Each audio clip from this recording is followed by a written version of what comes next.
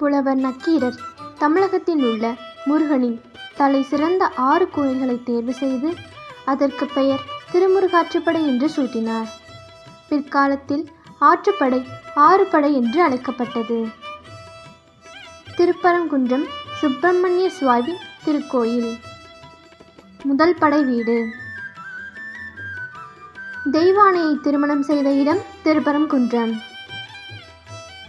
சூரனை வென்று சூரசம்ஹாரம் முடிந்ததும் ஓய்வெடுக்க முடிவு செய்த முருகன் இந்திரதேவனிடம் எங்கே செல்லலாம் என்று ஆலோசனை கேட்டார்.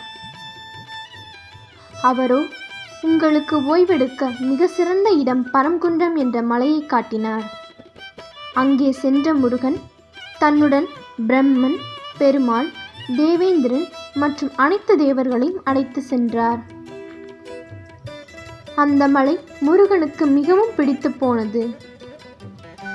அங்குள்ள சிவன் கோயிலுக்கு சென்ற முருகன் சிவனை வணங்கி கொண்டிருந்த போது இந்திரன், உங்களுக்கு கல்யாண வயதாகிவிட்டது, எனக்கு ஒரு மகள் தெய்வானை இருக்கிறாள் என்று கூறினார்.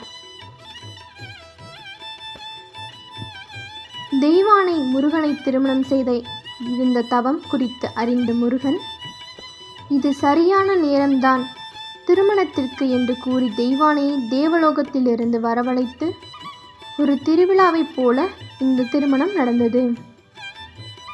இதனால்தான் அறுபடை வீடுகளின் முதலாவதாக திருப்பரங்குன்றம் திகழ்கிறது. இரண்டாம் படை வீடு விரைவில்.